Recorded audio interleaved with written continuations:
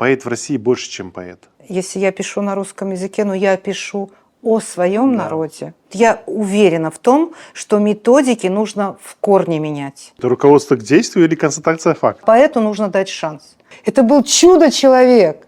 Важно, как вы наполняете свою жизнь. Вот, это не мои слова. Это Дахджи сказал, это Шафика Консул сказала. Вот люди, которым вы верите. А он сказал: верните мой народ на родину. Мне не нужно преподавать в Кембридже. Многие вещи мне стали более понятны, более спокойно воспринимаю, чем это было еще вчера. Это завтра, оно очень быстро наступает. Я хотела бы, чтобы каждый из нас ощущал себя сыном, дочерью своего народа. Ну что, Джумат, салям алейкум. Перед тем, как вы посмотрите наш новый выпуск подкаста, очень короткое объявление. Во-первых, у нас появились друзья, наш партнер. Это студия архитектуры и дизайна Мимар Дизайн. Команда профессионалов занимается проектированием и реализацией объектов капитального строительства, дизайном интерьеров и авторским надзором. Я сам с удовольствием пользуюсь их услугами и вам рекомендую. Сегодня у нас в гостях Эльвира Капнист, автор поэтических сборников и книг. У нас на подкасте она представила свою новую книгу. Это «Нью-Йорк. Дом свободы», один из 4, про Ролана Кадыева, про его важную и очень сложную судьбу. Также мы поговорили про поэзию, про состояние народа и почему очень важно учиться.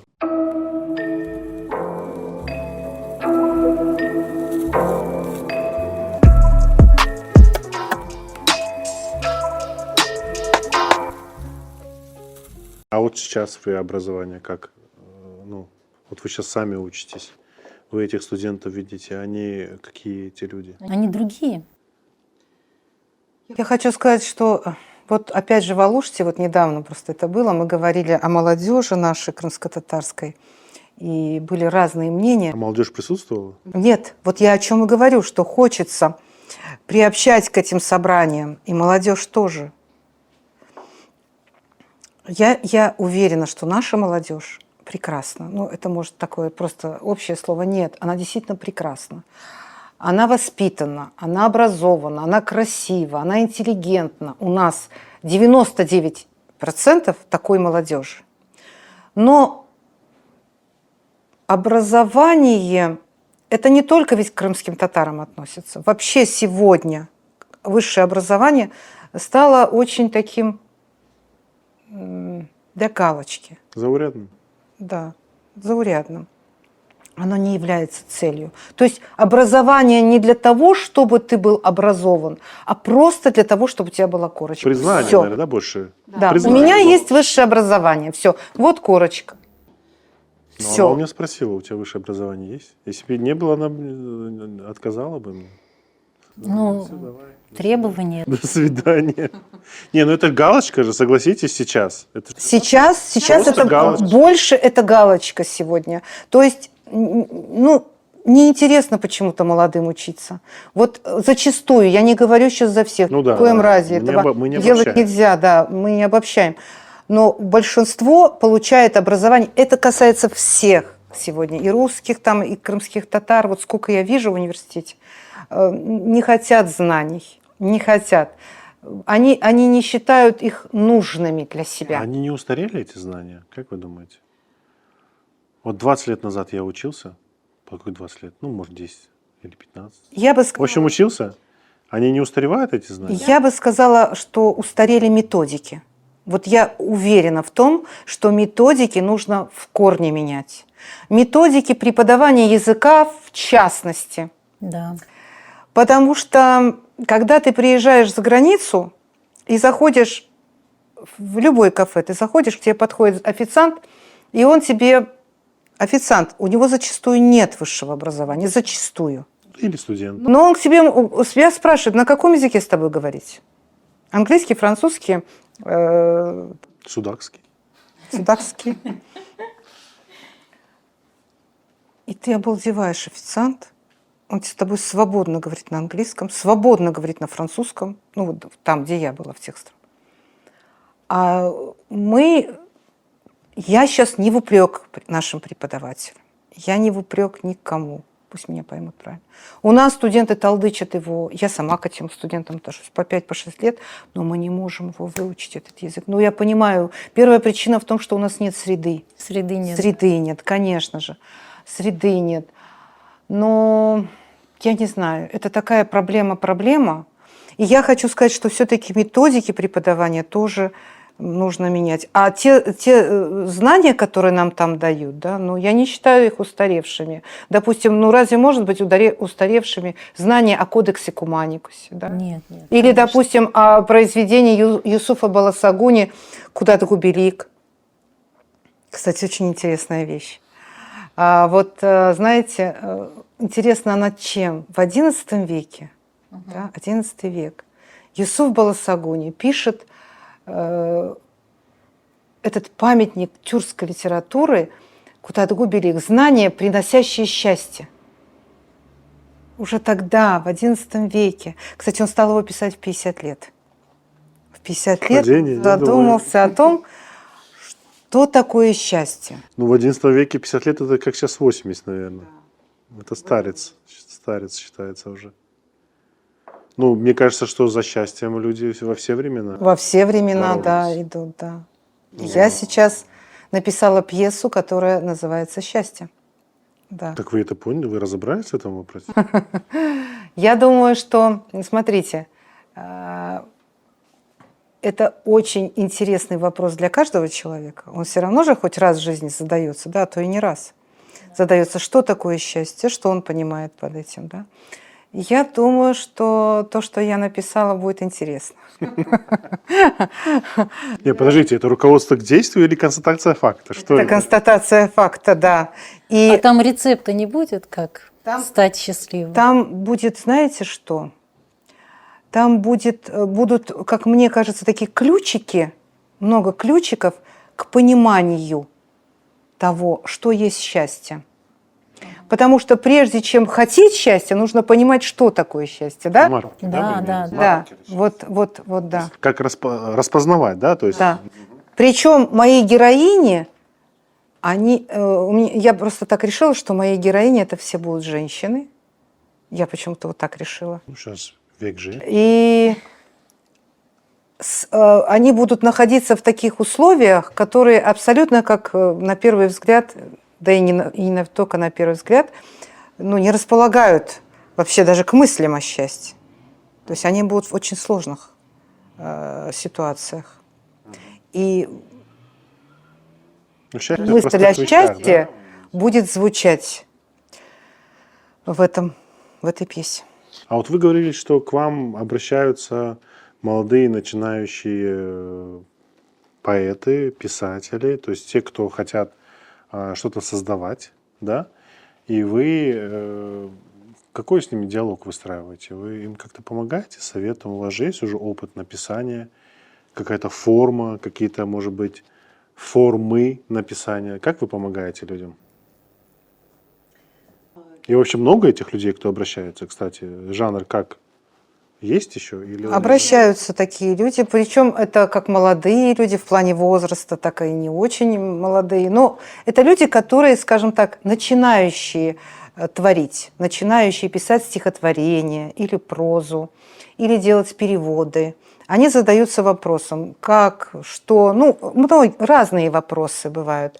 Бывают вопросы и такого плана, что вот у меня такая ситуация, и я не знаю, как ее пережить. Вот как мне лучше пережить эту ситуацию. А ситуации же бывают самые разные, но начиная даже с ситуации критики. Ну да. Критики. И был такой поэт, ну, я просто сейчас не буду называть, конечно, ничьих имен. Значит, Ну, наш поэт? да. Значит, Тогда ладно. да. Я думаю, может, из Серебряного века. Вы так Нет, скрываете. вот я сейчас мы же говорим о тех, кто начинает писать в нашей крымско-татарской среде, Да. да, творческой среде. И из тех, я говорю о тех людях, которые ко мне обращались, и те вопросы, которые они поднимали, и те советы, которые они спрашивали.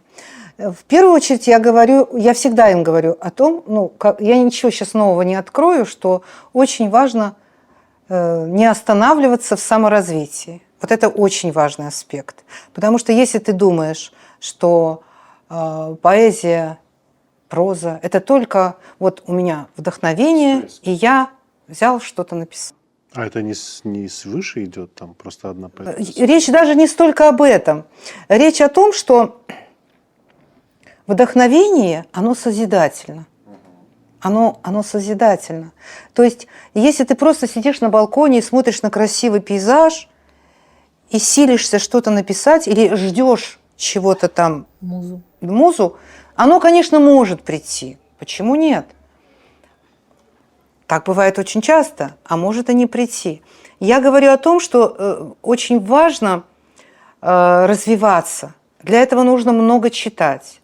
Для этого важно, если ты крымский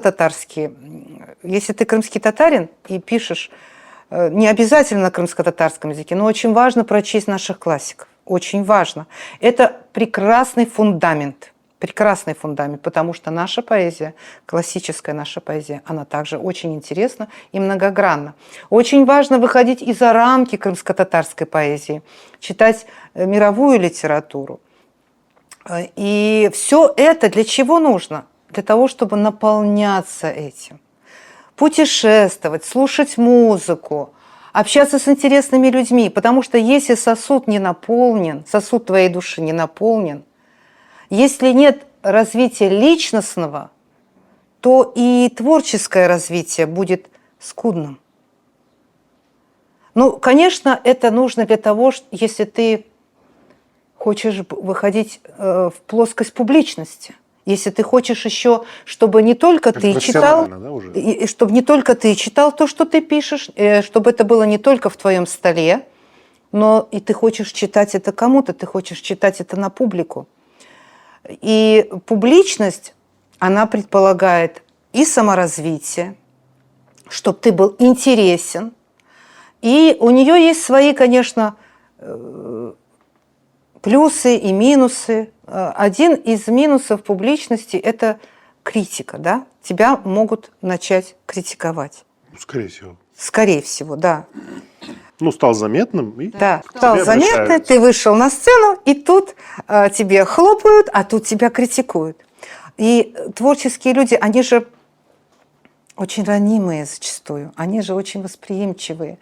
И было такое, что мне позвонила одна женщина и говорит: вот, меня так раскритиковали, все, я больше писать не буду. И вы понимаете, что, несмотря на все мои объяснения, уговоры, она где-то с полгода вообще не прикасалась к ручке и к альбому, блокноту своему, не прикасалась. Настолько она расстроилась, настолько ее это ранило, и это действительно, ну, такой случай имеет место быть. Может быть, я какие-то банальные вещи говорю, но все-таки они важны для многих. Знать, понимать это, что ну нельзя так в омут с головой. Ну нельзя так в омут с головой. Потому что критика очень важная составляющая творчества. Она на самом деле двигатель прогресса. Потому что если не будет критики, то у нас будет недолитература. Ну и любую другую отрасль возьмите искусство. Этот продукт нам необходим для того, чтобы быть полноценными. Другое дело, что нужно все-таки уметь анализировать критику. Ведь критика бывает разная. Она бывает корректная и не очень, компетентная и вообще некомпетентная. Да? То есть различать, уметь извлечь из критики то, что нужно тебе для твоего развития, и то, что вообще нужно просто сразу выбросить в мусорное ведро и даже на это никогда не реагировать. Потому что критика будет разная, но, как я уже сказала, ее нужно классифицировать. И еще очень важно не останавливаться в своем творчестве, не останавливаться на тех сложных моментах, которые будут на твоем пути. А на пути может быть самое разное. Помимо критики может быть и абсолютное игнорирование. Игнорирование тебя Страшнее даже, кстати. как личности, как поэта, как писателя. Это тоже очень забивает в угол.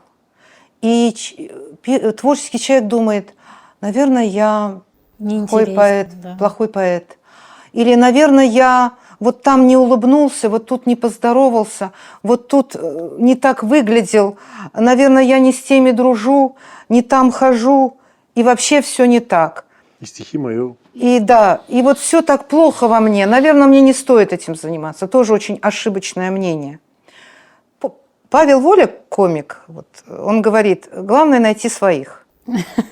Ну, помню, он, не только он так говорит. Не Ну, успокойтесь. да, или он у кого-то это списал. Ну да, Но я старое его выражение. редко слушаю, но просто как-то услышала и подумала, какая хорошая фраза. Просто на самом деле это очень важно, найти своих. Если вас не приглашают одни и просто тупо игнорируют, да, это не значит, что вы плохой. Это абсолютно так не значит. Это значит, что вам нужно найти своих. Вот и все. Они где-то есть, но вы их найдите обязательно. И потом, конечно, хочется публичности. Почему? Ты хочешь выйти к своему читателю, ты хочешь выйти к своему слушателю. Признание, Это ведь что- так необходимо. Ты же писал это стихотворение, ты же хочешь, чтобы оно было услышано. Вот этот взаимообмен энергиями. Но вот опять же очень важный аспект. Вот смотрите, у нас проводятся мероприятия, да? Концерты проводятся. У нас прекрасные певицы, прекрасные танцоры, актеры. Я их всех обожаю и люблю. Очень хорошо, что они есть и выступают. Но заметьте, поэзии как таковой не услышишь на наших концертах. А почему? Ведь у нас есть современные поэты. И вы знаете их имена. Это не один, не два, не три человека. Их много. Почему их не приглашают? Почему? Я, например, не вижу. Я их не вижу. Они где-то там собираются, где-то там на острове, сами себе почитали, сами себе Сами себе похлопали, похлопали, и все. да. Это в корне неверно, потому что, а как же тогда они будут идти к нашему читателю, к нашему слушателю? А как же тогда наши люди, которые, мы хотим их приобщить к поэзии? Ну а как тогда происходит этот мостик? Концерты, организаторы концертов обязательно должны приглашать поэтов. Это важный момент. И вот это игнорирование поэтов, писателей, да, оно ведь тоже очень отражается на пишущих людей. Они думают, ну как же нам быть, как же нам выходить на нашего слушателя? Ну, есть интернет, да? Да. Есть интернет, есть возможности самим самоорганизовываться. По поводу поэзии хочу сказать, что хочется пожелать нашим организаторам, чтобы все-таки поэтов приглашали, чтобы обязательно поэтические номера включались в программы, Да. потому что ну как же без поэзии, как же без нее? Можно вам немножко оппонировать? Да. Вот давайте насчет поэзии немножко поговорим. Эта тема как бы не очень интересна многим, но мне интересно. Мне кажется, что вот вы говорите про организаторов, но организаторы не виноваты, потому что им некого приглашать. Я объясню почему. Поэт, ну вот есть такое высказывание, да, поэт в России больше, чем поэт. Это оно может относиться к нам или не может, но мы можем подумать, что это значит. У нас нет профессии поэта, потому что наши поэты занимаются чем угодно, но не написанием стихов. Если они в год, вот 365 дней, если они в год один день пишут, они не могут называться поэтами. Вот при всем моем уважении. И я считаю, что поэт – это как написание, так и подача. Поэт должен выработать уникальную свою подачу. Если мы берем тех поэтов, на которых мы равняемся, которых мы читаем, зачитываемся, у всех была подача своего текста. У всех была мысль, узнаваемый портрет. Это как у художников, узнаваемая кисть. Это как у режиссеров, узнаваемый цвет, ракурс. Если у нас сегодня поэты один день в году считают, что они поэты, собираются на вот этих островках, про которые вы говорите, и друг другу аплодируют, они не могут себя называть поэтами. Я считаю, что поэтом нужно быть все время. Поэт – это состояние, это профессия, понимаете? Ну, люди деньги зарабатывали стихами. Сейчас тоже можно этим заниматься. Если вас организатор не зовет, так может потому, что вы сами этого не хотите. Может быть, вы не тянете эту публику, на которую вы можете выйти. Понимаете? Вот такие вопросы, они возникают у меня. И я считаю, что поэт, который берет и открывает свой еженедельник, пускай никто не обижается, и просто читает с листа свои стихотворения, тоже вот это мне не нравится.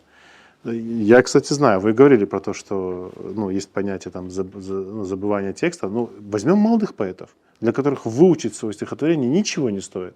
Но нет, они выходят с этим неуважением к слушателю. Пускай их будет 5 человек, но это неуважение. Когда ты в 8-строчное стихотворение ты читаешь с листа. Ну, вот это мое мнение, понимаете? Вот я так считаю. Пускай на меня все поэты обидятся. Но если ты сегодня выходишь и с листка бу-бу-бу-бу-бу-бу прочитал стихотворение и говоришь: о, поэзия никому не нужна. Я с этим не согласен. Подайте свой текст. Подайте. Вот как Полозова, допустим, да? Слушаешь же. Слышишь, что она хочет сказать. Не всегда глубоко, но эмоционально, по-свойски, то есть своя подача. Вот у меня такое мнение есть, понимаете? Не надо все на организаторов скидывать. Организаторы — это у них утилитарная функция. Они зовут тех, кто актуален, кого хотят люди смотреть, слушать. Вы представляете, вот, допустим, идет концерт, да? Кто-то спел, станцевали, все, и поэт выходит, который 5 минут просто с листка читает какой-то текст. Как это будет вот в общем, скажем, ансамбле все это смотреться? Ну, мне кажется, вот в этом плане, что у нас отношение к поэту не как к профессии, а как просто какое-то хобби, знаете, вот так что-то написалось, что-то прочиталось, вот так. Вот такое у меня мнение. Я прошу прощения. Но, с другой стороны, я согласна с вами, Эльвира Ханум, в том плане, что люди, которые приходят на концерт, они пришли развлечься, послушать, потанцевать. Ну и когда выходит поэт, ну, может быть, они не готовы слушать какой-то текст. Не надо недооценивать. Это очень мощная штука. Просто поэзия должна быть до конца поэзией. Она должна быть круглогодичной, не сезонной, не как Чубанзаде, понимаете, 25, там Бекир Чубанзаде, там или кто-то еще в годы его смерти вспоминает. Один день, один вечер, и все, и он на год исчезает. Вот так не должно быть. Иначе мы говорим про какую-то пустышку, которую мы выдаем за что-то. Ну, вот так вот, мне кажется, не знаю. Вот смотрите, можно вам ответить? Да, конечно. Вы дали очень хорошее поле для рассуждений. Во-первых, опять же, вот это такая критика, которая нам нужна. Вот то, что вы сейчас сказали. Ну, критика — это просто... Да, ну вот это мнение. Мысль, скажем так, это мысль, это мнение, оно нам нужно. И нужно вот пишущим людям то, что вы сейчас сказали. Это взгляд со стороны. Второе, то, что я призываю организаторов, я их не осуждаю. Угу. Я призываю организаторов дать поэтам шанс. Да. Дать поэтам шанс. Потому что это будет очень мощным толчком. И если организатор приглашает поэта и дает ему такой шанс, и говорит об условиях, да, определенных, то поэт к этому готовится. Важно дать шанс. А когда наши, которые встречаются на островке, они знают, что им этот шанс не дадут. Да. Понимаете, у них даже нет... Они говорят, да, нас... И что значит поэт-профессия? Поэт не может быть профессией. Ну, не может быть профессией. Не может быть, потому что все подходы к поэзии сегодня очень такие древние. Вот у нас не развито отношение к поэзии. Его не развивали. Его не развивали. Для того, чтобы его развивать, нужно... Ну вот смотрите, если вы песню слушаете на концерте, да, потом вы ее еще раз где-то слышите, потом вы еще раз ее слышите, она уже входит в вас, Да. она уже, вы ее уже ждете, вы на нее уже определенным образом реагируете. Поэзию очень трудно у нас подавать в обществе, потому что она к нему не особо приучена, Да. к поэзии. Да. Приобщать людей Что нужно значит приучено к поэзии? Общество не приучено. Не особо, во-первых, ну скажите, особо читают разве поэзию у нас вот в семьях? Как-то вот В семьях точно нет. в семьях не читают. Разве что, ну максимум в школе, да, по школьной программе там что-то прошли и все, прочитали и забыли. Поэтому я говорю сейчас о приобщении народных масс к поэзии, а поэту нужно дать шанс. Поэту нужно дать шанс, чтобы он стал еще лучше и шел на пути совершенствования. Ну, это прекрасная идея. Я думаю так. Вот что мы должны, понимаете, а если мы все время говорим, вот он редко пишет, там он раз в полгода пишет, все, он так и будет там на острове. Ну, заберите его с этого острова. Пошлите за ним корабль, скажите ему, ты нам нужен. Скажите ему, ты нам нужен. Мы хотим, чтобы ты был с нами. Ну, протяните ему эту руку. И увидите, что с ним произойдет. Он будет самым счастливым, потому что он нужен. Дайте ему понять, что он нужен. Дайте ему понять, что он нужен. Я знаю эту материю. Я ее знаю на ощупь. Ну, я тоже как бы, не с той стороны берега, как бы я понимаю, о чем речь идет. Я знаю, что вы тоже переживаете за нашу поэзию, тоже хотите для нее всего хорошего, но жестко сейчас здесь нельзя, здесь нужно поступенчато. То есть нужно как маленького ребенка, да? Поэт всегда маленький ребенок. Нет, конечно, нет. Ну вот опять же, чтение с листа. Да. Бродский тоже читал с листа. Ой, Ну зачем вы так говорите? Он плохо. Я когда его услышал... Трогайте Бродского. Я когда услышал, как он сам читает, я в шоке был, честно. Они все поэты могут. Кстати, Да. не все могут читать свои стихотворения. Вот часто пишут лучше, чем читают, или наоборот. Да. Ну, это не каждому дано такое, да. Да, это... В общем, дайте шанс поэту. Нет, с удовольствием. Вообще с удовольствием. Так, мы еще много чего не записали. ведь? Не, мы все... Я еще стихи свои буду читать. Обязательно. Приступайте. Да, я парочку только прочту, Да? наверное. Одно будет с листа, другое нет. Не, вы же не обижаетесь на меня, да, на мои слова? Слушайте, я вообще на вас не обижаюсь. Вот правда. Я не настроена обижаться, я настроена только с вами общаться. Вот я вам сейчас хочу прочитать стихотворение, которое я написала в Стамбуле. Это было осенью прошлого года. Я поехала на встречу с дочерью, и это такая болезненная тема сегодня для многих семей, когда дети уезжают, и ситуация сложная, и нам очень не хочется, чтобы мы были далеко друг от друга. Я написала стихотворение на эту тему. Ходил ходуном, стелился ковром, пел песни, которых не знала.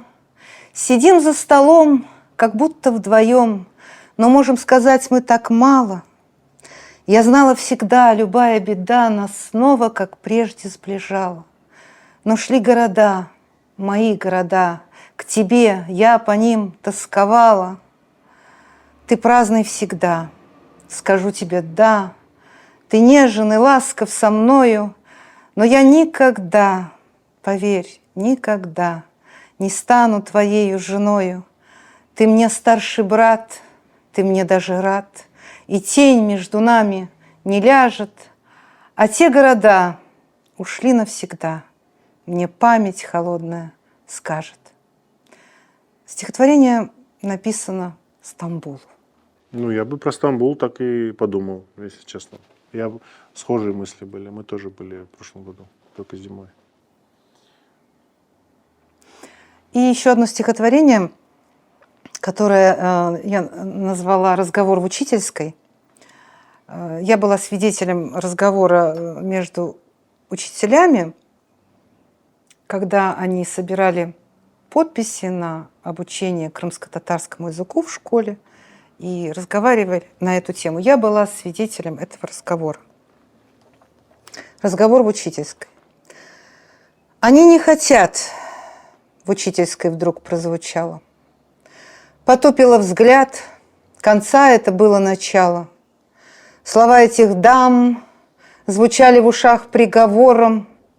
Я много отдам, не знать бы такого позора. Они не хотят, сказали мне гордо и прямо. Я словно солдат, на поле один, но упрямый. Пытаюсь спасти язык свой, попавший в опалу. Хочу донести, что мы без него бы пропали. Он шел через тернии, тряся бородой и законами. Сегодня соперник не прячется за коридорами. Его не хотят, родители вторят упрямо.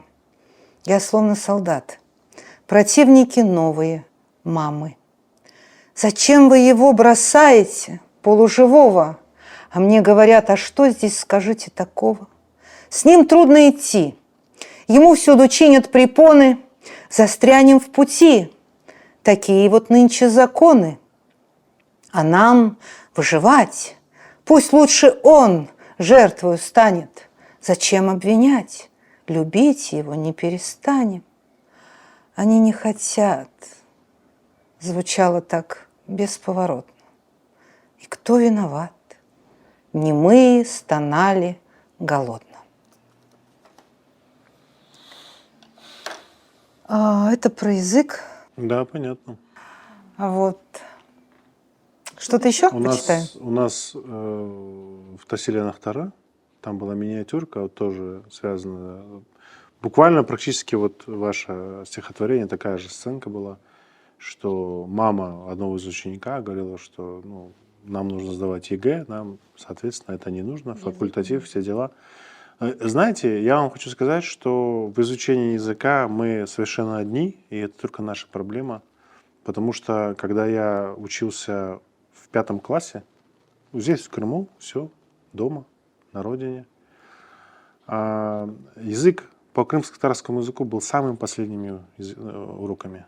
И, честно вам говорю, мы не любили эти уроки, потому что мы были уже уставшие, это были 5-е и 6-е уроки, 5 класс. Совпадение? Не знаю. Но так язык не учится. Факультативом язык не учится. Все-таки народ в своей массе, и говорю сейчас про себя, не очень-то и умен, ему нужно помогать учить язык, его нужно направлять. А те, кто самостоятельно его учат, это прям молодцы. Все-таки народу надо помогать. И язык должен изучаться первыми парами, на свежую голову и так далее, и так далее. И применение языка тоже должно быть очень-очень понятное и очевидное, да? Чтобы это не было, как, знаете, такой экзотичный инструмент, который там ножницы по подстриганию пальм, чтобы не было у нас так в нашем сарае, скажем так, да, чтобы мы могли его применить, язык. Вот такая мысль. Я не думаю, что это то, что вот факультативно, что это как бы такое совпадение. Нет, это система. Это система, которая против нас, против нашего языка, против нашей идентичности. Это система, в которой мы очень давно пребываем.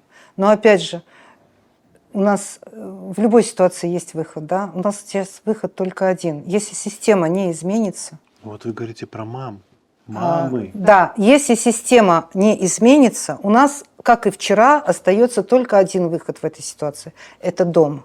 Дома, родители, Двери закрыли, окна мамы. закрыли, вы сами. Ну вот смотрите, у меня внучка, ей 4 года. И она говорит только на крымско-татарском языке. Она мыслит на крымско-татарском языке, потому что она находится в среде крымско-татарской. Все. Это произошло еще сразу, когда она родилась. Родители ее, моя дочь и мой зять, сказали, что вы можете друг с другом говорить на английском, на французском, на каком угодно, но с ней вы будете говорить только на татарском языке. Мы этому подчинились, и мы этому очень рады. Сейчас, вот в 4 года, стал вклиниваться русский язык. Моментально, мгновенно, Детский просто. Детский сад. Детский сад улица. пошла? Ну, понимаете, мы уже спокойны, у нее уже есть фундамент База. крымского, у нее уже есть эта база. И сегодня она по-русски может говорить: вы что, офигели? Мы все сидим, смеемся, потому что у нее такой прекрасный акцент, вот этот крымско-татарский акцент, вот просто слух ласкает, понимаете? И она очень быстро учится языку, 2-му, 3-му, она сейчас и на английскому учится языку, тоже очень быстро. Но наши мамы почему-то зачастую думают, что, вот как в этом стихотворении я пыталась сказать мысль о том, что для развития их детей абсолютно не нужен язык. То есть вот в плане развития, образованности им нужна физика, химия, я не знаю, уроки труда, но только не родной язык. Они не понимают, что они теряют, а не находят. Вот. Потому что сознанием своего языка больше открыто дорог, Потому что в те же тюркоязычные страны, У да, нас не хватает пиар-компании.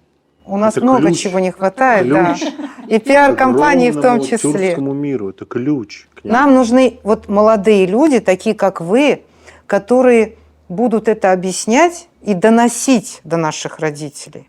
У вас вообще много работы. Вот, потому что вы молоды, вы энергичны, вы нацелены на то, чтобы наша нация становилась лучше. Ведь для этого же все ваши старания, ваши программы. И поэтому вот в отношении языка тоже, мне кажется, нужно проводить очень большую работу именно с нашими мамами, папами, которые должны это понимать. Да, все это начинается с семьи. И в семье это не только начинается, оно там взращивается. И вот этот микроклимат семейный, языковой, вот это спасение. Это спасение. Я недавно говорила с одной караимкой, она меня приглашала на концерт, в общем, какой-то был такой разговор, и она мне говорит: Эльвира, вот вы пишете на русском, а на своем языке вы не пишете? Я говорю: нет. Она говорит: какая жалость. Вот вы знаете, ведь моего языка уже нет, караимского языка, хотя, по-моему, официально он еще считается живым Через языком. дорогу он там Живым Караим языком. живет. Он еще, по-моему, официально Ну, не да, является мертвым. да. Но она говорит, его уже нет. А мы на грани. Мы стоим на обрыве. Ну, просто мы не понимаем, что мы стоим на обрыве. Мы его не ощущаем, этот обрыв. Ну, мы же живем, все нормально, и как бы... А на самом деле мы уже на обрыве. Мы уже на обрыве. И ситуация патовая. И нужно сейчас, я не знаю, применять все возможности. Все возможности. Думать, как быть в этой сложной ситуации. Это мы спросили, общались с Исмаилом Оджа Керимовым и спросили о том, что сейчас среди молодежи есть ли пишущие на родном языке люди, и он нас обнадежил, сказал, что есть среди его студентов люди, которые пишут. Смотрите, есть пишущие, их, я не знаю, сколько человек. 7. Да. Так, еще раз считаете? Я и хочу сказать, что про читающих тоже надо не забывать. Конечно. Читающих Кто только их же. читать будет? Понимаете? Они-то напишут. Вот у нас как пишущих, так и читающих вот на крымско-татарском языке вот одинаково. Мало. Понимаете? Да. И вот что с этим делать? Как идти дальше? Это очень важный момент. Его очень нужно продумать. Что нас ждет с языком? Как нам быть в этой ситуации? К чему идти? Ну, это завтра, оно очень быстро наступает. Очень Оно быстро уже приходит. наступило. Вот, поэтому... Давайте вот сразу с вами поговорим немножко про книгу, да, начнем с книги, потому что я так думаю, что это один из весомых таких, да, ваших результатов за последнее время. Расскажите про вашу книгу вообще, что это за книга и про что она? Книга, вот показываю ее, она называется «Нью-Йорк. Дом свободы. Один из 4. Ролан Кадыев». Книга, соответственно, о Ролане Кадыеве и национальном движении крымских татар. Многие меня спрашивали, почему я пишу именно о Ролане Кадыеве. Ну, я являюсь составителем этой книги. То есть на протяжении 3 лет информация для этой книги собиралась, и собиралась она по всему Крыму. Почему? Потому что как таковой полной информации, вот что взял с полочки и положил в красивую обложку, собрал, такого не было. Ее нужно было собирать, находить людей, которые что-либо могли привнести в эту книгу. И такие люди, к счастью, есть. А вообще почему? Почему Ролан Кадыев? Ну, история эта на самом деле давняя. Я быстро расскажу о ней. Я думаю, она будет интересна вашему и нашему зрителю. Да, зрителям вообще. Произошло это очень давно, когда моя мама, будучи 19-летней женщиной, будучи беременна мною, находясь в городе Наваи, работая на химкомбинате, у нее был такой друг, скульптор, наш известный скульптор, уже его нет среди нас, он уже ушел в мир иной, Ильми Аметов. Он был очень активным в национальном движении. И он приехал в город Наваи, чтобы передать посылку, передачу нашим политзаключенным. Речь идет о процессе 10. Это первый в плане политического процесса. И вот в этом процессе фигурируют имена наших очень известных участников национального движения, в том числе и Ролана Кадыева. Вот они все находились, были политзаключенными, находились в лагере, политическом лагере в городе Наваи. И Ильми Аметов был таким связным. Но он был у него был еще связной, через которого он передавал передачи в этот лагерь для наших политзаключенных. И вот по каким-то обстоятельствам этот посыльный в последний момент отказался передавать передачу. Ну, мало ли, что там могло случиться. И он встречает мою маму. Встречает мою маму на автовокзале, она едет домой, в Бухару, и рассказывает ей эту историю. Он грустный, он не знает, как быть, и она говорит, не думая даже минуты, давай это сделаю я. Он смотрит на нее и говорит, ты с ума сошла? Как это можешь сделать ты? Беременная женщина, да? Ну, зачем тебе так рисковать? Но мама была непреклонна. Она взялась за это, и она 1,5 года входила в этот лагерь, приносила эти передачи, носила газеты, сигареты, чай, приправы, там, ну, все, что передавали им, она все это переносила. Но дело в том, что ее не обыскивали, понимаете? То есть она работала на химкомбинате, и ее не обыскивали, и она, значит, умудрялась как-то это все прятать. И ее тоже, опять же, ее связным был Изет ага Хаиров, потому что она не могла со всеми 10 общаться. Вот. И Изет ага Хаиров, Алла Рамет Лессон, он, значит, принимал эти все посылки и распределял уже их. А вот с Роланом Кадыевым, который находился в другом, то есть они там, это был целый город, знаете, такой, они в разных местах находились. Их, естественно, в одном месте не содержали, их раскидали по всему лагерю. И она очень хотела увидеть Ролана Кадыева, потому что она, как и многие, слышала о нем, но никогда его не видела. И она так хотела его увидеть, и однажды ей это удалось. Она его увидела, говорила с ним буквально 3 минуты, и он шутил. Она говорит, когда я пришла к нему, я не знала, что ему сказать. Я так волновалась, стеснялась, и я у него первое, что пришло в голову, я его спросила, Ролан ага, когда вы отсюда выйдете, чем вы будете заниматься? Он говорил, ну вот этим и буду заниматься. Он был диспетчером, его поставили диспетчером там. В общем, был он человеком с прекрасным чувством юмора, он всегда шутил. То есть у него, знаете, у него еще такие человеческие качества были прекрасные. Он для своего народа был как отец. Вот многие говорят, он критиковал, он ругал, но это нормально. У него были такие отцовские чувства к народу, он переживал. Да, он мог и поругать, он мог и похвалить. Он был одним из лидеров национального движения. Он был очень яркой личностью. Это название, конечно, интригующее у книги «Нью-Йорк. Дом свободы. Один из 4». Но, конечно же, с одной стороны, это интрига, с другой стороны, не сказать о том, что... Вот смотрите, Ролан Кадыев был принят членом проблемного совета Академии наук СССР. Он был единственным представителем южных республик в Координационном совете по астрофизике и гравитации Академии наук СССР.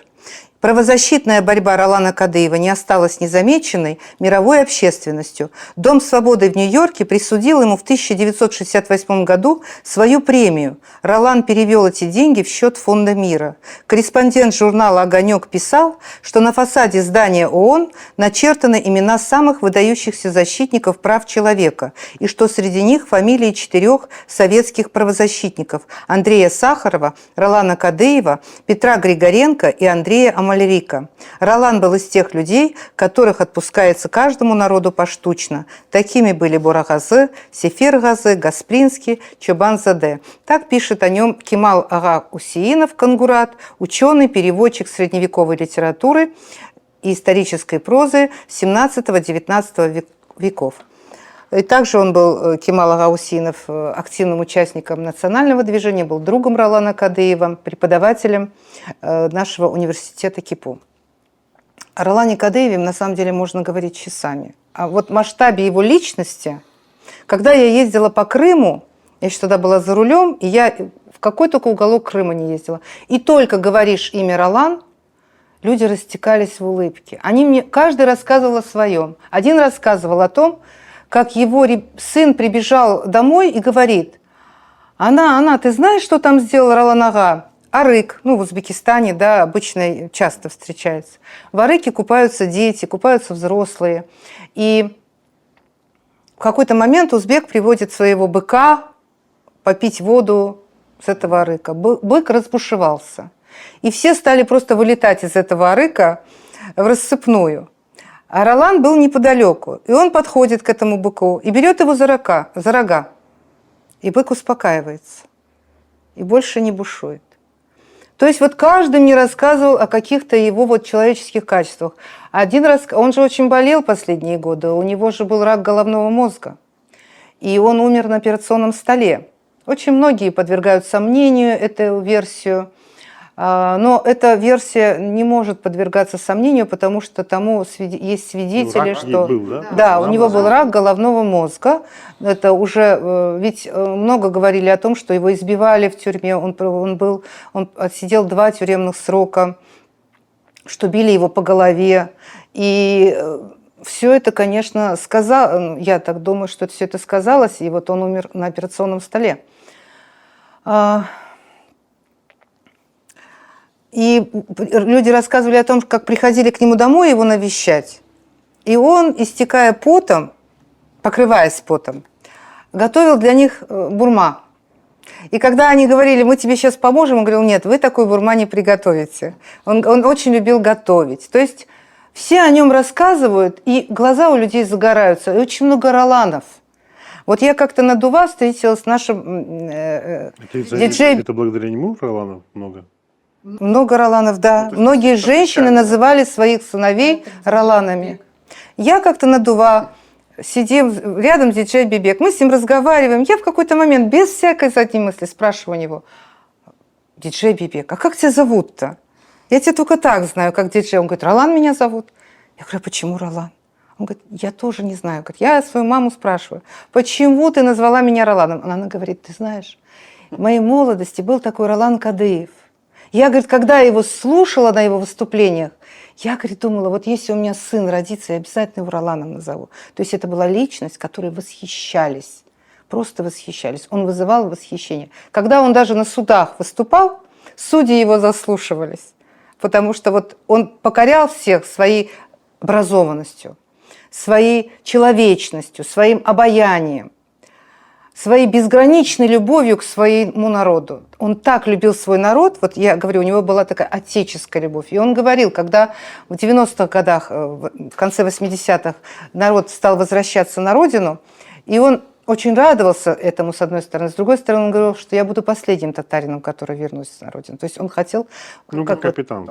Да, он хочет быть вот там в хвосте, вот он хочет видеть, что все уже прошли этот мост, что со всеми уже все нормально, понимаете?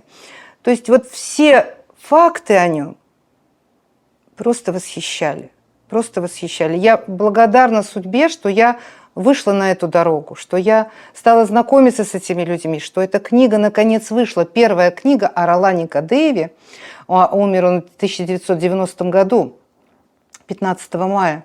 И наконец вышла книга, которая собрала тот небольшой материал, который нам удалось найти. Потому что материал на самом деле о Ролане Кадыеве намного больше.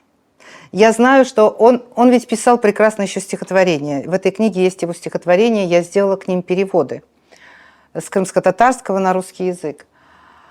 Но я знаю, что он писал балладу, я знаю, что он написал поэму, и они не найдены. То есть есть вещи, которые еще не найдены. Они закончены, но найти их я не смогла. И еще очень много чего мы не смогли найти. А прямые родственники сейчас есть у него? На сегодня у него было 3 сына. 2 сына умерли, Вот. Один сын жил в Мелитополе, Ленур. Он пошел, Ленор вообще, если говорить правильно, он пошел по стопам отца, он тоже был физиком, он тоже был активным участником национального движения. Вот. Остался на сегодняшний день один сын, Тимур Кадыев, он живет в Анталии. Вот. Он тоже большая умница, преподает в университете, образованнейший человек, Ну, у он него бизнесмен. Нет, да, вот этих вот баллад незаконченных. Нет, у него этих нет. И он тоже не знает. Он тоже не знает, мы с ним общались вот по интернету, он тоже не знает. Я думаю, что можно много что еще найти в Самаркандском университете, где он был, где он преподавал, где он был доцентом Самаркандского университета, он был кандидатом физико-математических наук. И я думаю, что вот в этом университете, если будет когда-то такая возможность у меня или у кого-либо, конечно, нужно продолжать поиски, находить материалы, которые бы еще больше пролили нам свет на эту выдающуюся личность, на гордость нашего народа, гордость и честь нашего народа, прославившего наш народ. А вот вы говорите, что вот вы ездили, и люди вот так реагировали. А почему общественность не знает о нем, ну, в широком смысле этого слова? Почему мы знаем Амитхана, ну, сейчас будем условно говорить, да? А мы знаем Амитхана, но не знаем Кадыева Ролана. Мы, конечно, не знаем Кадыева так, как должны были бы его знать. Даже вот в том же нашем университете крымско-татарском, я сейчас там учусь на магистратуре, я просто люблю учиться. Вот. И, допустим, в разделе, в филологическом разделе мы проходим очень многих участников национального движения, мы проходим Идриса Гаасанина и других, но нет трудов Ролана Кадыева. Все это, конечно, пробелы, наши пробелы, потому что говорят о ком? О тех, о ком говорят. Да? То есть не было слова, не было книги, не было информации, ничего этого не было. Почему? Это уже второй вопрос. Но этого всего не было. Откуда может о нем знать наша молодежь? Ну, если нет этой информации, правильно? Очень скудная информация. Вот сейчас, допустим, по моей просьбе, да, родственники Ролана Кадыева открыли страницу в Фейсбуке, страницу Ролана Кадыева. Туда вот помещают фотографии, помещают какие-то информацию. Да, и очень я люблю наблюдать там за этой страницей, допустим, его рассуждения о Грине. Он говорил, что все персонажи Грина, он же жил в Старом Крыму, взяты от крымских татар. Опять же, и Грин тоже с Крымом очень плотно связан. Это интересно. Но вот понимаете, как не говорили, не обсуждали, не выносили на общее обозрение.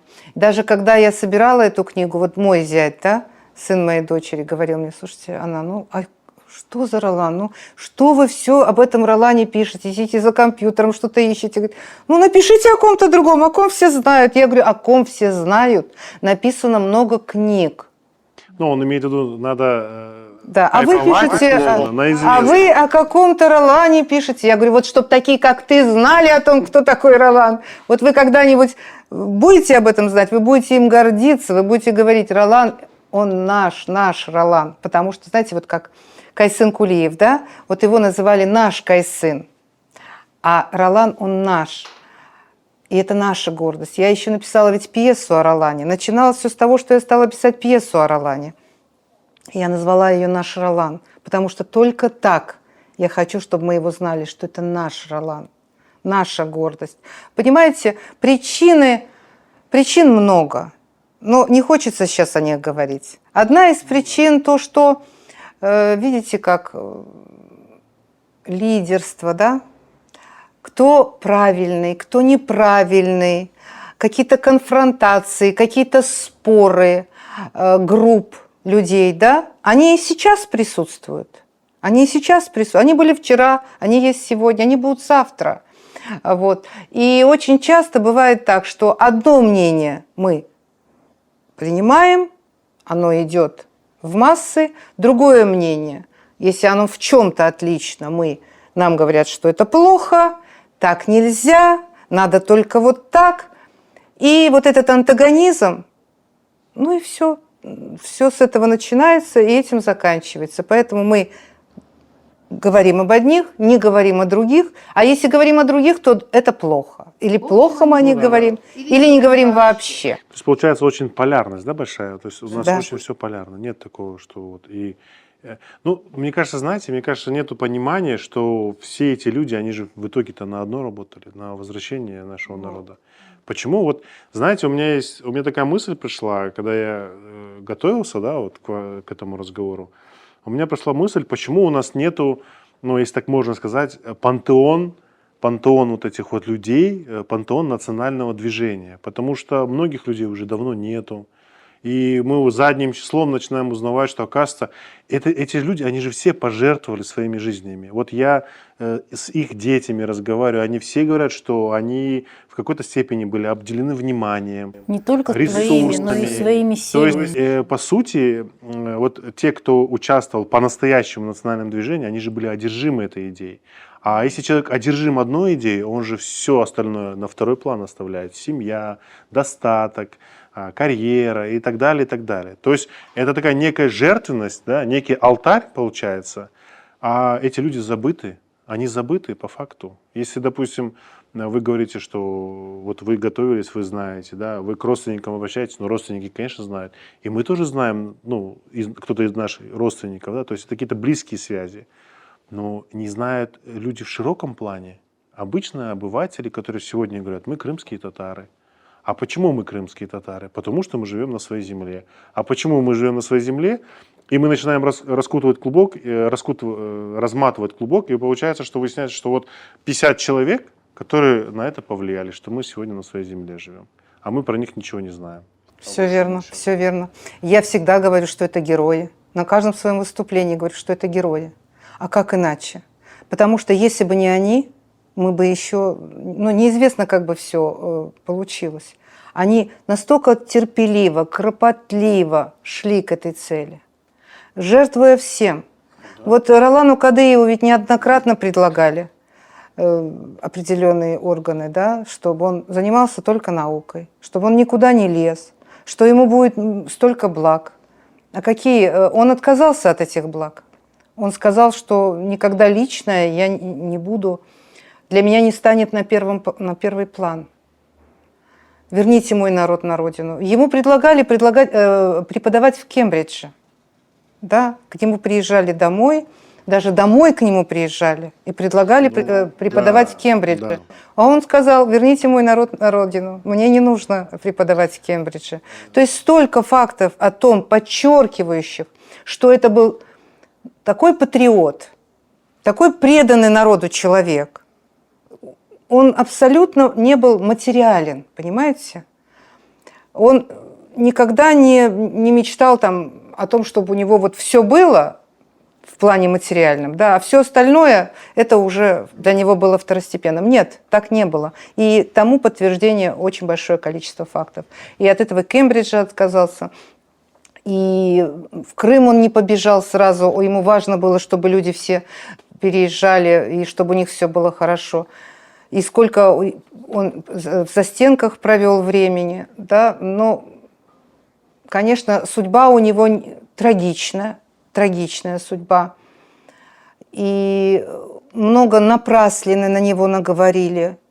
А почему? Потому что, опять же, многие не понимали, что он говорит, не понимали времени, не понимали ситуации, не понимали обстоятельств, понимаете? Да, контекст не понимали. То есть он не выдвигал, как это сказать, популистские лозунги. Он говорил правильные вещи. Он смотрел на ситуацию с позиции «не навреди народу». Не навреди народу. Он не бросал его в костер, вот сразу, раз, и бросить в костер. А там уже как получится. Он в первую очередь думал о народе. В первую очередь думал о народе. И у него был, знаете, такой научный подход, потому что он был человеком науки. На самом деле, он же в первую очередь серьезный ученый, Потому что я так немножко почитал про то, чем он занимался. Да, они занимались теорией относительности, вот этой гравитацией, всеми делами, то есть очень серьезными вещами. И вот они когда в Тбилиси выступали, они же тогда же фурор произвели. Именно Да, в вот я Тбилиси. хотела об этом тоже сказать. Да. То есть, понимаете, это же в первую очередь человек науки. И человек, а я знаю людей, которые вот серьезно в науку погружены, у которых есть результаты в науке, они тоже одержимы наукой. То есть это на уровне одержимости идет. И он в итоге все равно отказывается от этой своей идеальной карьеры, которую ему, Да. в принципе, расписывали Он на же был года. успешен в Очень, своей очень области, успешен и был. он мог этим заниматься, в этом продвигаться. Я вот об этом сейчас тоже скажу, да. Потому что есть, опять же, у меня воспоминания Тимура Дагчи. Вот. О, давайте об этом. Про Тимура Дагчи, что он... Ну, я буквально хочу... Вот тут как раз просто есть эта фраза Да. о том, что... Знаете, эта книга еще почему? Вот как почему? Вот все-таки, может, потому что я ее 3 года собирала. Вот кто бы ее ни взял, говорят, на одном дыхании прочитали. Вот просто книги такого контекста, да, правильно сказать, они часто так вот долго читаются или Они Найтелройд. муторные, вот понимаете? Муторные, да. Как вот- А про эту книгу все говорят, быстро читается. Я говорю, наверное, потому что долго собирала. Потому что талант. Нет, нет, просто, знаете, столько души в нее было. И я каждую страницу продумывала, как правильно собрать эту книгу. И опять же, вот мне говорили, ты неправильно собираешь, не так надо собирать, надо по-другому собирать. Но я чувствовала. Вот здесь у него есть, кстати, статья «Наши болезни», критические заметки по национальному вопросу. Здесь он все описывает. Теперь у него есть анализ национального движения, статья. Он сделал анализ по годам. Это, вот, понимаете, эту книгу нужно читать. Здесь действительно каждый возьмет для себя очень много важного. Сейчас вот тут вот воспоминания Тимура Дагчи. Вот он тут говорит, да. Давайте об этом поговорим тоже. Я вот насчет вот то, что вот понимаете, почему... Я же не хочу говорить о той травле, которая на него устроена. Ну, это естественно. Это нужно понимать контекст. Его же просто убили, ребят. Его настолько замордовали, его настолько затравили, ему говорили, что он предатель. А вы понимаете, что такое вот человек, который всю жизнь отдал, он умер в 53 года. Вот мне сейчас 52. Он был молодым. И вот я почему еще стала писать об этой книге, о нем? Мне было так нестерпимо, вот эта несправедливость, я ее ненавижу. Я ненавижу, когда свои бьют своих. Вот это для меня просто все. Меня башню срывает, я говорю, я пока не... А почему столько вот выделенных строк, выделенных шрифтом, да, жирным шрифтом? Я ни в одной книге этого не делала. Я хотела каждой строкой доказать, что это неправда, и это не мои слова. И я сделала книгу, где нет моих слов, чтобы меня не обвинили Манипуляции? в том, что я вот... Это мое мнение, да, в субъективизме. Я не хотела этого.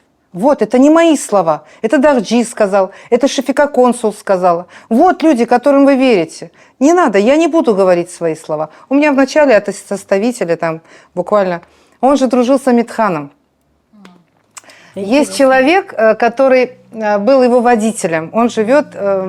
Это просто... Собирать о нем информацию было просто в удовольствие, когда вот слушаешь, да, о нем. Человек живет... Как же называется это место? Да не помню сейчас, неважно. Возле Старого Крыма, в общем, Изюмовка. И он был его водителем. И он говорит, о Ролане, когда говорит, он аж плачет. Говорит, знаешь, говорит, как-то, говорит, с Амитханом они сидят во дворе, кушают, выпивают, там, вспоминают что-то, там, смеются, все. И когда уже выпили так хорошо, и Амитхан говорит Ролану, Юрха Захларенко, ты клик. То есть вот так вот у них было, понимаешь? А когда, говорит, к нему приходили там доценты, там профессора, они сидели во дворе, там все кушали. Он же еще сам готовить любил все. И говорит, зайдет там на кухню что-то, а я, говорит, сижу, он говорит, Энвер, юрбиз не нотер. Он говорит, ну что, врала нога, что я им скажу? Вот ты-то им как раз и скажешь.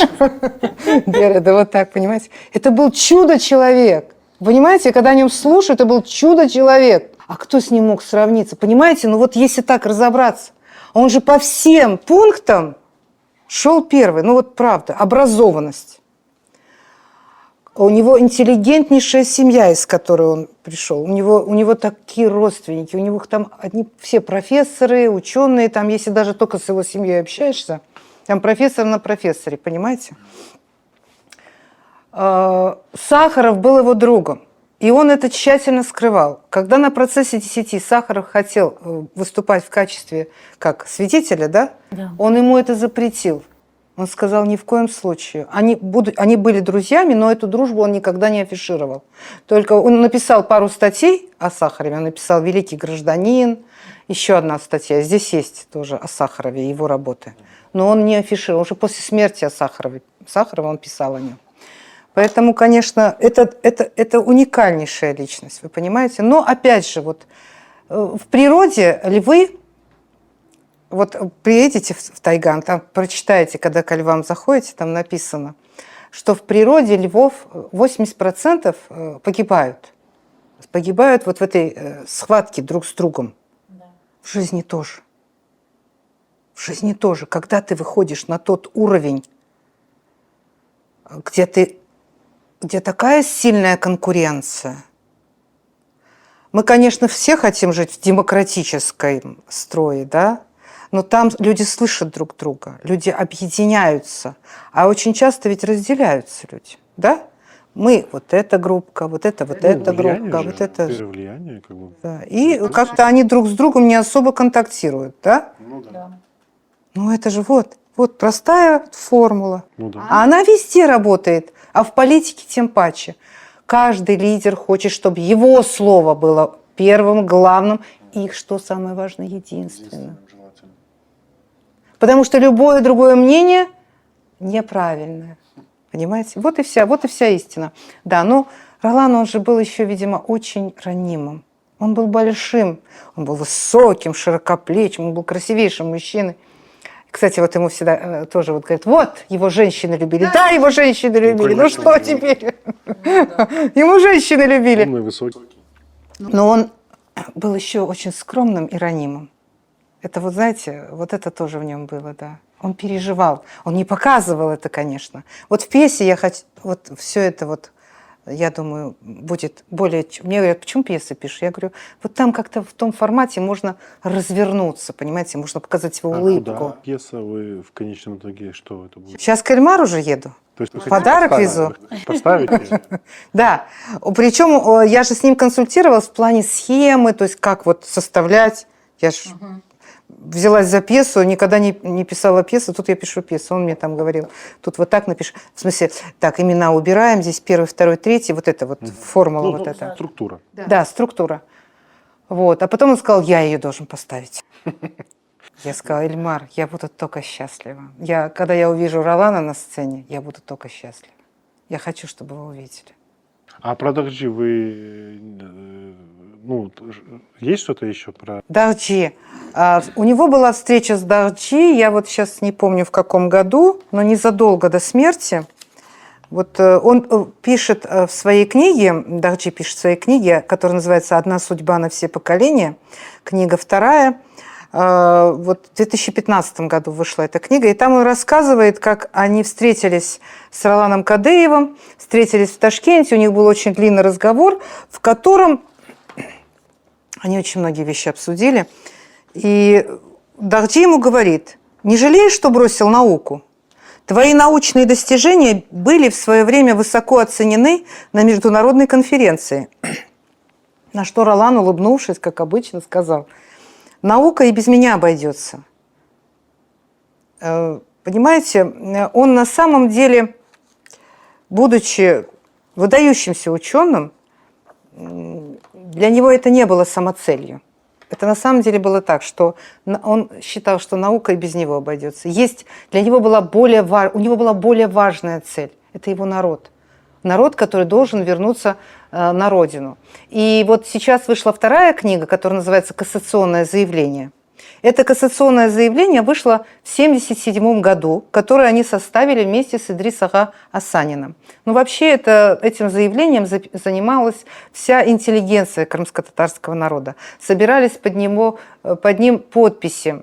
Тысячи людей подписывали это кассационное заявление об отмене всех антиконституционных прав крымско-татарского народа, где было прописано все, чего были лишены крымские татары, все то, что должны им вернуть, восстановить. Я хочу сказать еще о той самой конференции, нашумевшей конференции в Тбилиси, которая была, да. Эта конференция была в 1967 году, она состоялась. Вот. Очень интересно о ней пишет журналист из Мелитополя Чипигина. Кстати, очень интересная статья, которую мы чудом просто нашли. И вот она пишет об этом так. Шел 1968 год. В Москве должна была состояться международная конференция по проблемам теории относительности. Но это вот о Москве, да, но потом уже было Тбилиси. Темы выступающих и докладчиков, как и положено для форумов такого ранга, были объявлены за несколько месяцев до ее начала.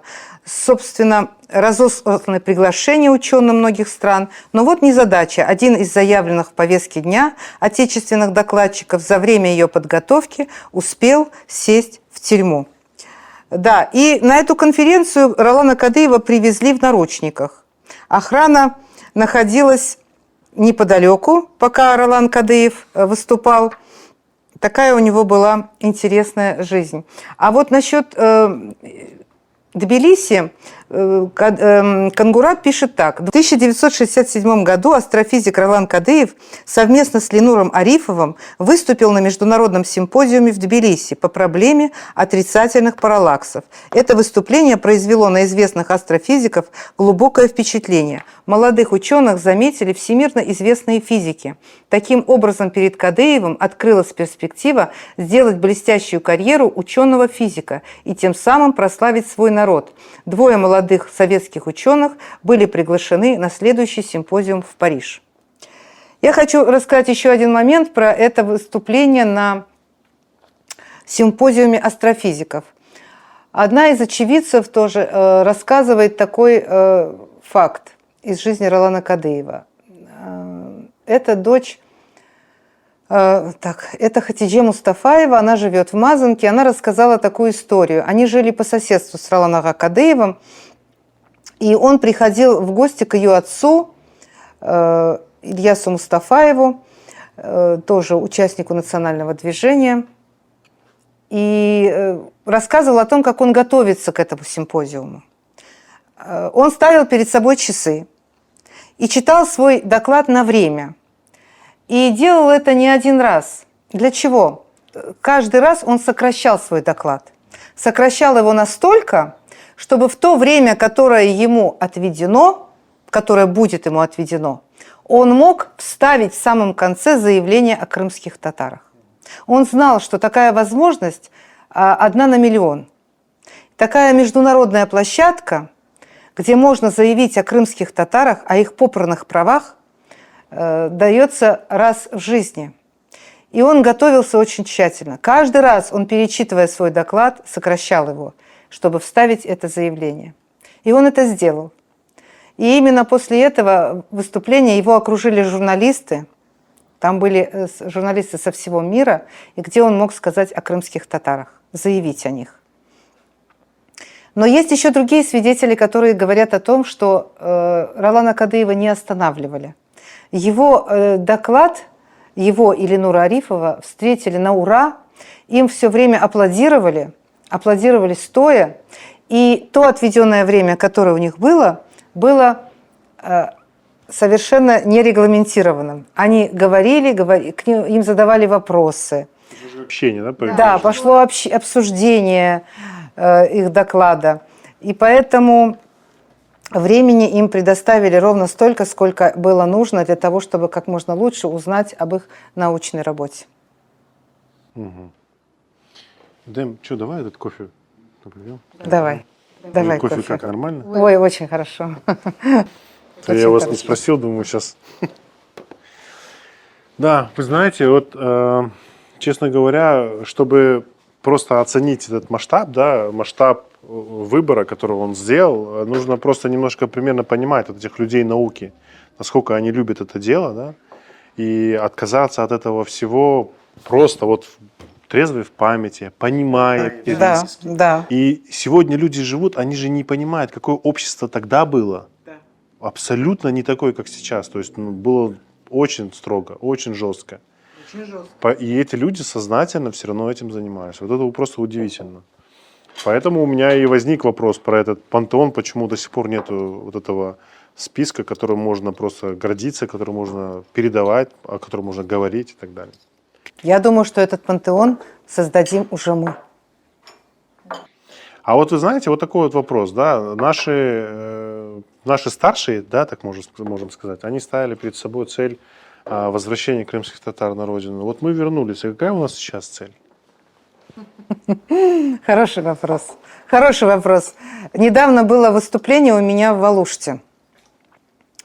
Вот, кстати, когда я не смогла с вами встретиться, я приехала из Краснодара, и мне звонят и говорят: можете выступить в Алуште? Там уже хотим сделать презентацию второй книги кассационного заявления.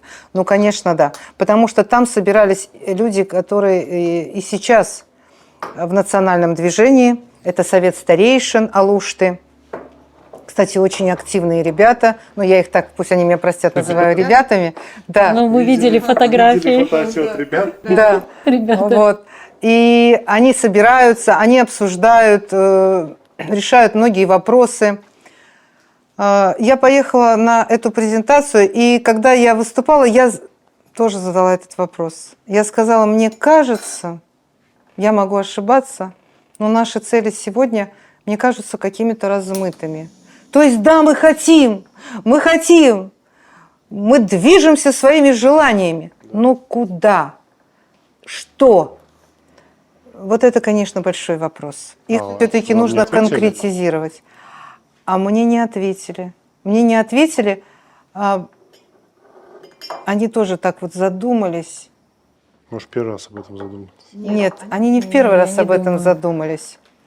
Может быть, просто мы не уделили внимания этому вопросу. Может быть, если бы мы сели и начали это обсуждать, и что-то бы открыли для себя, что-то подчеркнули для себя. Я думаю, что все-таки нам нужно встречаться. Нам нужно обязательно встречаться. Вот совет старейший, тоже Алушты, да, они вот встретились там 5-6 человек, да, и все. Нужно к ним приобщаться, нужно их слышать. Это наше богатство, нашей нации. Нам еще много что можно у них спросить, узнать. Да. Вы знаете, вот здесь есть такая ловушка, как мне кажется, что вот у нас есть старшие, да, и есть поколение сразу после старших, да, и они думают, что как будто бы все, что старшие знают, как будто бы это очевидно, потому что они в этом росли. А следующее поколение с утерей старших, они абсолютно теряют всю эту информацию, потому что вот эти вот следующие после старших, они не передают дальше эту информацию. Да. Понимаете? Абсолютно. На уровне поверхностного знания. И вот мы сегодня с языком эту проблему ощущаем, да? То есть если мы сегодня, уже будучи в статусе родителей, своим детям не показываем язык, так как нашим родителям показывали язык, они знают его поэтому, не потому, что они его в школе учили. Да. То получается, сегодня наши дети уже, они же теряют всю эту, весь этот пласт, красоту Если они языка, потеряли. мелодию языка. То есть вот это, понимаете, это такое заблуждение, оно очень опасное. То есть когда ты пребываешь в одном месте, да, ты думаешь, ну так будет всегда, старики всегда будут живы, это всегда будет связь, а потом так выясняется, что, оказывается, и нет. Да? Очень многие, ну, такие вот взрослые люди, да, вот возраста наших родителей, они, когда уходят их родители, ну или ушли, да, они говорят, вот мы не записывали их, вот записывали, потом эта запись куда-то не сохранилась. Вот не спросили, там, мы не вот... спросили. Или вот сейчас, да, вот мы хотели на днях записать дедушку Харлбашку 90-летнего, и женщина мне в телефон сказала, да, он ничего не знает, он не помнит и уже вообще перестала отвечать на звонки, хотя другие люди мне сказали, То есть, что понимаете, тут, да. у него есть знания о Крыме. Нам интересен именно Крым до депортационный. Ну, крымбалары так. Очень важно. Вот я приветствую очень вот таких, как Гирей Баиров, Да. которые ведут уникальные записи, Да. потому что все это уходит, не сохраняется, если нет таких, как Гирей Баир.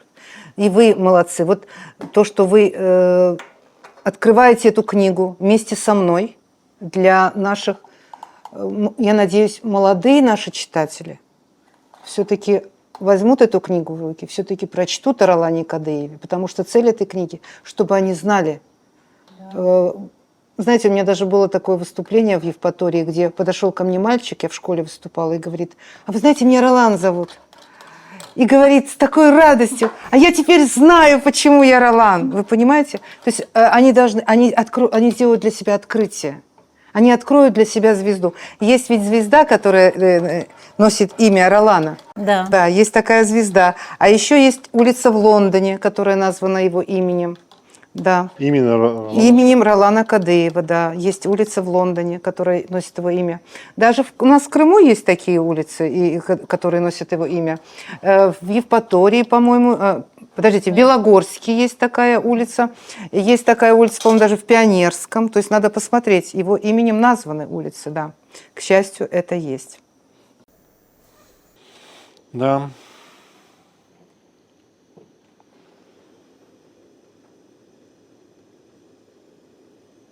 Я когда, знаете, я как-то пришла к Шафика Консул, когда вот собирала всю эту информацию, я просидела у нее 5 часов. Это было жутко утомительно. Она мне... Первое, что она мне сказала, когда я зашла, она говорит...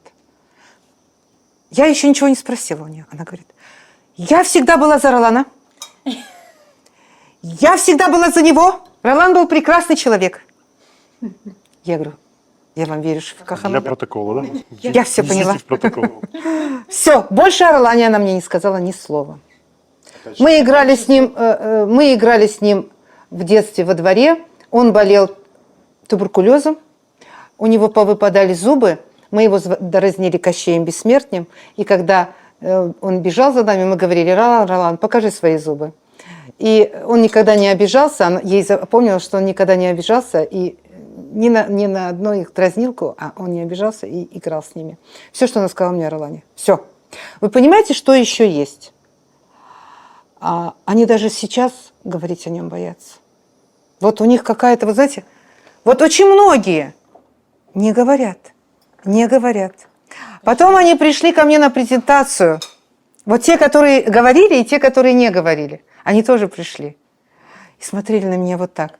Называется, сделала, да? Ты все-таки это все сделала, да? Не хотели, а получили. Но пришли ко мне на презентацию, сели в первые ряды. Я-то их знаю, ну как, я же знаю, как все это было. А они-то тоже все знают и помнят. Потому что там мне говорили, что не было времени, что-то еще, там, 5-10. Но это уже не имело значения, книга вышла. Главное, что книга вышла. Вот. А вы говорили, что вам эту книгу помогли. Расскажите немножко вообще про издательство. Это же, во-первых, ну, стоит денег. И этот труд вообще, он тяжелый. Это все написать, рецензии. Какой кофе? И Вот чудо. вы еще же не попробовали. Ну, я вижу. Он профессионал. Мне Кемал тоже У так нас кофе варил. мужчины дома шикарно. же кофе готовят. Он шикарно варил кофе. Мужчины вообще все лучше. Ну ладно, делают, я уже на женщины. эту уловку не попадаюсь. Насчет того, значит, вот я рассказала вам немножко историю вообще, как все начиналось, да, а потом, кстати, моя мама, она ничего никогда не рассказывала тоже про это. Она мне рассказала об этом, ну, уже мне лет 40 было. Она так как-то вот Однажды за утренним кофе она мне это рассказала. Я помню, я онемела. Я говорю, что ты делала в 19 лет, будучи беременной? Ну, то есть она никогда этим не хвасталась, она вообще об этом никогда не говорила. А потом я очень дружу с семьей Раметля Изета Хаирова, и с его супругой я очень дружу, с Васфией Хаировой. И когда я приходила к Изет-ага, он мне рассказывал о Ролане Кадееве. Но я так, чуть-чуть он рассказывал, я не особо как-то вслушивалась. И в один день я ему говорю, Изет-ага, расскажите мне о Ролане Кадееве. Вот это как гром среди ясного неба прозвучало, и все, и началась эта история. А еще я встретила на своем пути Пакизе Чауш. Пакизе Чауш, она хранила очень многие документы, архивные материалы. Она является хранительницей этих документов. Много-много лет она их хранила. И она мечтала о том, чтобы вышла книга. Все эти годы эти материалы она хранила. И вот она, конечно, в составлении этой книги она сыграла колоссальную роль, потому что она сохранила эти документы. Да, это очень... Мы с ней вместе собирали эту книгу, мы с ней вместе ездили по Крыму. А вот. она, получается, кто была Она, по отношению? Она всю свою жизнь была в национальном движении, всю свою жизнь.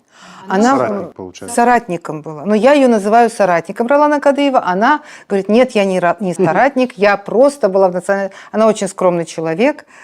И она печатала все эти документы. Она вот все время вот, все эти тексты набирала. Она все эти тексты набирала. Был такой Медет ага Аблезизов, тоже активный участник национального движения, его уже нет среди нас. Я, когда вот опять же ездила, искала людей, мне когда сказали о нем, я приехала к нему, и мой первый вопрос помню. Медет ага, как вы относитесь к Ролану Кадееву? Он мне говорит, идемте, я вам покажу. Мы заходим к нему в столовую, и на стене висит большой портрет Ролана Кадеева. И он говорит, вот, я как отношусь к Ролану. А там в интернете в багете был портрет. Да. Это он? Этот портрет? Это вот тот самый портрет. Он сделал себе этот портрет, он его распечатал и повесил в рамки на стену. Между прочим, хорошо подобрали рамку. Он разбирает. Увлекаюсь. Вот такая история. Там на странице в этой в Фейсбуке пишет студентка, которой посчастливилось быть на лекциях Ролана Кадеева. И она очень скептически пришла на лекцию, очень скептически отнеслась. Вообще она с Петербурга приехала в Самарканд. Ну, наверное, вы видели этот рассказ такой вот. Да, интересно. И когда она услышала его, она пришла на лекцию с книгой, села на последнюю парту и решила на английском языке книгу прочитать. Ну, будет неинтересно, подумала она. И да, и когда она услышала его лекцию, она просто сложила книгу, начала писать. Да. Вот я с такими людьми встречался, которые могли очень сложное рассказать просто. Это действительно талант. Вот действительно талант. И понимаете, с чем сталкивается обычный человек, когда поступает в школу, потом в университет? Он сталкивается с тем, что преподаватели занимаются не своим делом. И поэтому у нас физика тяжелый предмет, математика тяжелый, начертательная геометрия тяжелый предмет. А тут человек говорит, да, она пришла на лекцию, там 40 человек, все сидят. И буквально сразу начала записывать. Сначала не понимала, что я записываю, да, то есть это же целый ансамбль навыков, вовлечения, удержания информации, подача ее, как простая подача. Жена его тоже вот это вот, про нее тоже говорили, что она удивительные вещи, это теоретическая физика, астрофизика, сложные вещи, легко подавала. Это говорит о том, что человек мог, он ретранслировал сложную информацию в простую, как преобразователь, понимаете, и поэтому народ его любил. То есть он не разговаривал с народом высокопарно, знаете, как вот...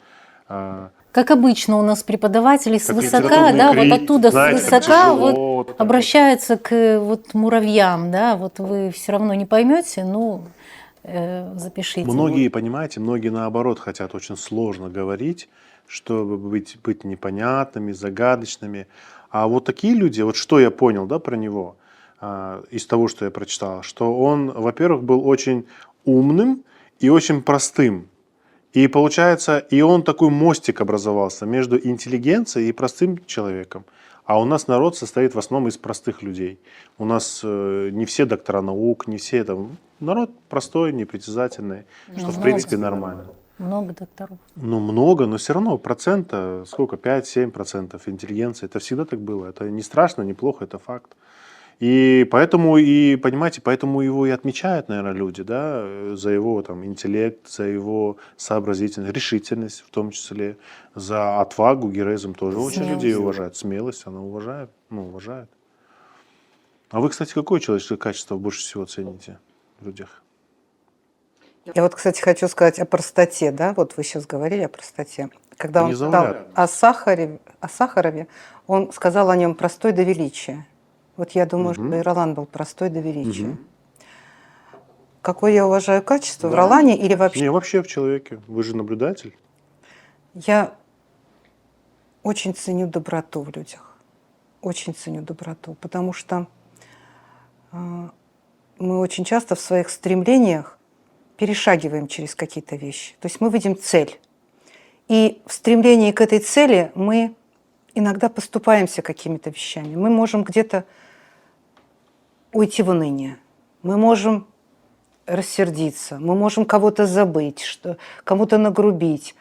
Но в этой жизни нам больше всего хочется быть счастливыми.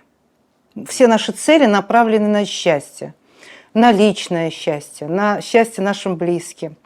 И путь ко всему идет все равно через добро. Я очень ценю в людях доброту. Конечно, ценю стремление к знаниям. Это очень важное стремление. Но, опять же, не каждому может оно нужно, допустим, быть высокообразованным человеком. Вот ты можешь быть можешь не быть высокообразованным человеком. Главное, чтобы ты человеком был. Вот то, какой человек в своей сущности.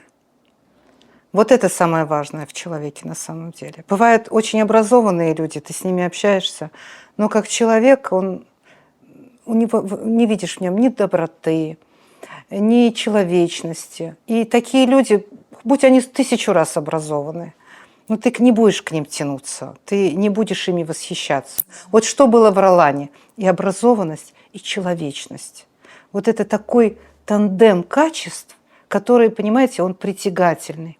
Вот Ленор Кадеев, сын его, пишет: «Я знал, что отца уважали, но когда на его похороны пришло такое количество людей, и большинство из них были студенты, и студенты шли за покойным, и плакали». Вы понимаете, такая картина, когда идут студенты и плачут. Мне кажется, это о многом говорит. Там многом говорит. Это о многом. Тем более студент признал. Да, они шли и плакали. А я слышала еще тоже воспоминания о том, что на собраниях преподавателей в университете он вставал во время собрания, мог отчитывать какого-либо из преподавателей за то, что он мало уделяет внимания своему студенту в подготовке там, дипломной работы или аспирантской. То есть вот он такой был вот за молодежь, что вот они должны быть образованными. Он говорил о том, что я очень хочу, что когда мы вернемся в Крым, чтобы наша молодежь обязательно училась, чтобы наша молодежь была образована. Он очень мечтал об этом, очень хотел это. Но он же тоже был молодежью в то время? Или он уже как преподаватель? Нет, говорил? он уже преподавателем. Ну, если он умер в 52 года... 53 года, 53 года. но он На уже не 53-м относил году. себя к молодежи. Ну, Он да. говорил, чтобы наши дети были образованы. Он очень хотел этого. У Анны Ахматовой есть такое стихотворение, но оно начинается со строк, что «я научилась просто мудро жить». А вы научились жить мудро? Я думаю, что да. Но у меня это пришло, на мой взгляд, не столько с возрастом, сколько с тем, чем была наполнена моя жизнь. Можно, знаете, и в 50 не прийти ко многим вещам, Да. и в 60 не прийти. Можно вообще не Важно то, прийти. как вы живете. Да. Важно, как вы наполняете свою жизнь. чем вы ее наполняете. Вот эти все вещи, они приводят к тому, что ты научился просто мудро жить. Вот. Да, я думаю, что многие вещи мне стали более понятны, более спокойно воспринимаю, чем это было еще вчера. А сегодня вот Эльвира Капнист — это кто? Кем вы себя сегодня ощущаете? Я себя ощущаю поэтом. Да, я себя ощущаю поэтом. Я себя ощущаю мамой, бабушкой. А еще я себя ощущаю дочерью своего народа. Это очень важное ощущение, потому что оно приходит тогда, когда ты что-то для этого сделал. Вот что-то ты для этого. То есть вы начали возвращать, да, своему народу? Да, потому что до определенного периода я говорила, я крымская татарка, да? Там, а что я еще могла об этом сказать? Если я не училась в школе крымско-татарскому языку, если я не знала своей истории, если я, от каждого по возможностям, да, как говорил Гаспринский.